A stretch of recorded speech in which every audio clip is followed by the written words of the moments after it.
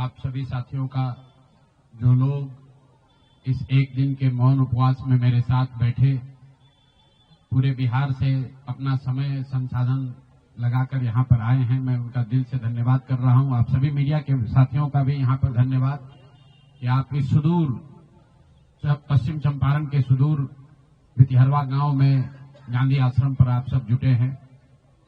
दो तीन बातें। पिछले 6-7 दिन बहुत कठिन समय रहा है। इसलिए नहीं कि जनसुराज चुनाव हार गया, इसलिए कि बिहार में लोकतंत्र के साथ एक बहुत बड़ा अन्याय हुआ है और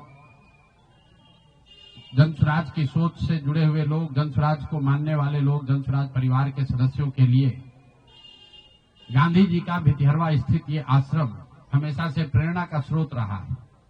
तो जब हम लोगों के लिए ये कठिन समय रहा है तो हम लोग वहां पर वापस आए हैं जहां से इस सोच की, जहां से इस अभियान की शुरुआत करी थी आज से 3.5 साल पहले। यहीं से चंद लोगों ने पैदल चलना हम लोगों ने शुरू किया था। देखते देखते 2-2.5 बरस में जनसुराज लाखों लोगों का परिवार बन गया। लाखों लोग इस सोच से जुड़े और सबसे बढ़ के बिहार में लाखों ऐसे लोग हैं जिनके मन में ये आशा जगी कि बिहार में भी कुछ बदल सकता है, बिहार में भी व्यवस्था बदल सकती है, बिहार में भी बच्चों के लिए पढ़ाई हो सकती है, यहाँ पर भी रोजगार हो सकता है, यहाँ पर से भी पलायन बंद हो सकता है। लोकतंत्र में चुनाव में हार जीत होती रही है, हम लोग चुनाव से जुड़े रहे हैं, ये कोई नई बात नहीं है, नई घटना नहीं। लेकिन लोकतंत्र की बुनियाद में है वोट। सबको वोट देने का, स्वतंत्र होकर वोट देने का अधिकार होना चाहिए। स्वतंत्र भारत के इतिहास में पहली बार ऐसा हुआ है जब समाज का जो गरीब तबका है उसका वोट खरीद लिया गया। ऐसा कभी नहीं हुआ। मैं बहुत जिम्मेवारी से कह रहा हूं, 75 साल के देश के इतिहास में ऐसा कभी नहीं हुआ कि सरकार ने गरीब तबके के करोड़ों वोट 10-10 हजार रुपए में खरीदा है, 5.5 रुपया दैनिक के हिसाब से। ये साधारण बात नहीं है। आप जब संविधान लिखा जा रहा था तो बाबा साहब अम्बेडकर ने क्या कहा है, जाकर पढ़िए। उन्होंने कहा कि मैं देश, आपकी जानकारी के लिए बता दूं, भारत उन चंद देशों में है जहां आजादी के बाद पहले दिन से यूनिवर्सल वोटिंग का राइट है कि गरीब से गरीब आदमी भी, अनपढ़ हो, पढ़ा लिखा हो, किसी वर्ग का हो, किसी जाति, किसी धर्म का हो, उसको वोट देने का अधिकार है। अमेरिका जैसे देश में यह अधिकार मिलने में 10 को लग गए। इस देश में यह अधिकार रहा है और बाबा साहब ने कहा कि मैं लोगों को हथियार नहीं, उनको वोट का अधिकार दे रहा हूं और वो वोट के अधिकार से ही पूरी व्यवस्था बनती चलती है। सरकार चुनाव के पहले योजना निकालती है कि जो लोग भी गरीब हैं, जो लोग, आप जो कैबिनेट का डिसीजन है उसको पढ़िए, उसमें लिखा गया है कि जो लोग भी इनकम टैक्स नहीं देते हैं और जो सरकारी नौकरी नहीं करते हैं, वो सारे परिवार के लोग, उनको 2-2 लाख रुपया दिया जाएगा रोजगार करने के लिए और फिर अगले 1 महीने तक सरकारी व्यवस्था लगाकर महिलाओं को 10-10 हजार रुपए देकर उनका वोट खरीदा जाता है। उनके पीछे सरकार की व्यवस्था लगती है, वो पैसा लेकर बदल ना जाए। उनको जीविका के समूहों से जोड़ा गया, उनको जीविका की दीदियों को उनके पीछे लगाया गया कि भाई तुम जाकर इसी पर वोट करना। ये हुआ है तब आपको ये प्रचंड बहुमत दिख रहा है। कल गांधी मैदान में लोग शपथ ले रहे हैं, शुचिता की शपथ ले रहे हो। हम लोग नीतीश कुमार को ईमानदार व्यक्ति मानते हैं। मैं व्यक्तिगत तौर पर उनसे जुड़ा रहा हूं, व्यक्तिगत तौर पर ईमानदार। लेकिन ये ईमानदारी की कौन सी परिभाषा है? सिर्फ कॉन्ट्रैक्टर से और ट्रांसफर पोस्टिंग में पैसा लेना ही बेईमानी नहीं है। संविधान में जो बात लिखी गई है उसकी अवहेलना भी बेईमानी है। और ये सिर्फ बिहार का मसला नहीं है। मैं आपके जरिए पूरे देश के लोगों को ये बताना चाहता हूं, ये बिहार के चुनाव के परिणाम, आप इसको गंभीरता से लीजिए। ये जनसुराज का मामला नहीं है। अगर ये चीज अलाउ कर दी जाए तो देश से लोकतंत्र खत्म हो जाएगा। कोई भी दल जो सत्ता में है वो कभी चुनाव ही नहीं हारेगा। किसी भी सरकार के लिए 15, 20, 30 हजार करोड़ रुपया कहीं से कर्ज लेकर भी लोगों से को बांटने में कोई दिक्कत नहीं, कोई कर सकता है।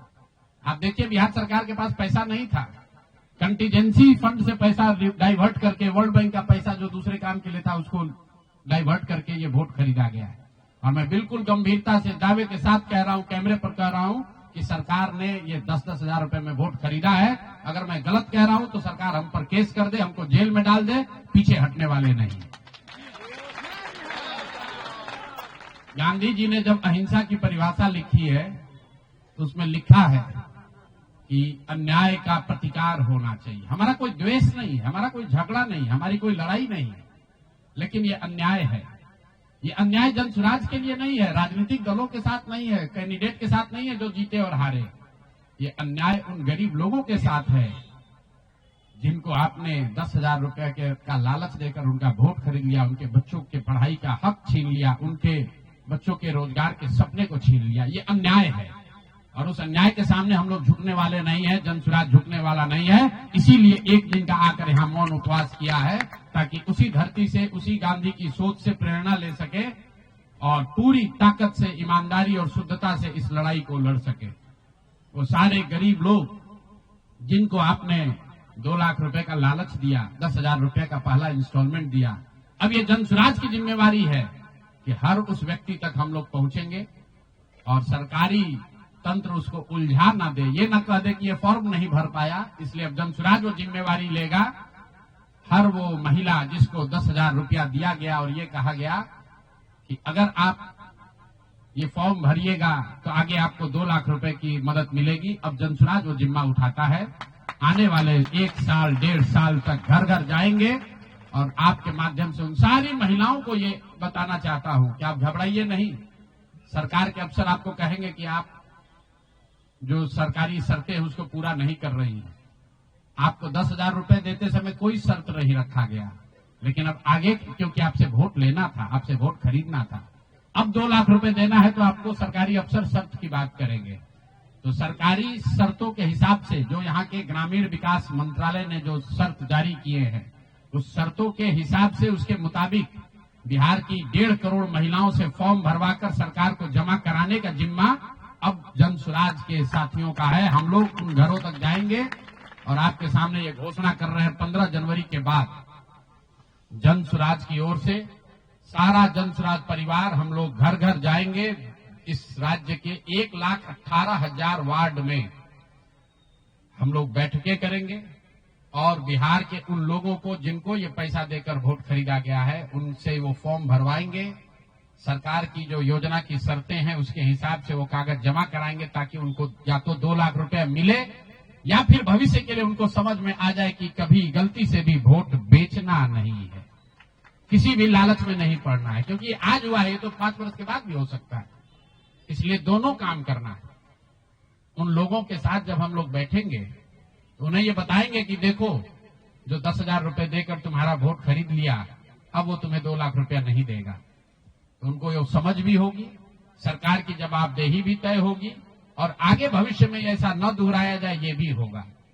इसलिए 15 जनवरी से जन स्वराज की ओर से 1,18,000 वार्डों में और 550 प्रखंडों में ये बिहार नव निर्माण संकल्प अभियान शुरू किया जाएगा, जिसमें मैं स्वयं और मेरे जन स्वराज के सभी साथी अगले 15 से 18 महीने, 1.5 बरस सब कुछ भूलकर हम लोग हर गांव, हर प्रखंड, हर वार्ड, हर घर तक पहुंचेंगे और हर उस व्यक्ति के साथ जिसके साथ अन्याय हुआ है उसके साथ खड़े होंगे, उसकी मदद करने की कोशिश करेंगे। और हर वार्ड में 1,18,000 वार्ड में ये कार्यक्रम को आयोजित किया जाएगा, लोगों की मदद की जाएगी। और अगर सरकार ने पैसा नहीं दिया तो हर प्रखंड में मैं 1 दिन बिताऊंगा, अगले 20 महीने हर प्रखंड में 1 दिन बिताऊंगा उन सारे लोगों के साथ, उन सरकारी ऑफिसेज का, उन सरकारी अफसरों का, उन विभागों का, उन पदाधिकारियों के साथ उनका घेराव होगा जिन लोगों ने सरकार की मदद की है इस वोट को खरीदने में। ये बात यहां खत्म नहीं होने वाली है, ये बात यहां खत्म होने वाली नहीं।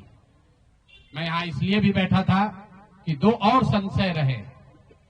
लोगों ने कहा कि बिहार में आपने इतना बड़ा प्रयास किया, लोग बिक गए, जातियों में बंट गए, हिंदू मुसलमान बनकर वोट दे दिया, तो क्या बिहार में समाज में इसको कभी किया जा सकता है?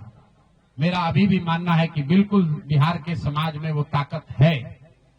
वर्षों की लगी काई है, संभव है हम लोग को थोड़ा और मेहनत करना पड़ेगा, तो बिल्कुल जन स्वराज परिवार की ओर से, मैं व्यक्तिगत तौर पर और जन स्वराज परिवार की ओर से मैं आपको फिर से आश्वस्त कर रहा हूं कि हम लोग एक कदम भी पीछे नहीं हटने वाले हैं। फिर से वापस जाएंगे, एक एक व्यक्ति को समझाएंगे, क्योंकि जन स्वराज की मूल सोच ये है कि जब तक समाज में लोग नहीं सुधरेंगे तब तक सिर्फ दलों से और सरकार से, सत्ता से यहाँ की व्यवस्था को नहीं बदला जा सकता है।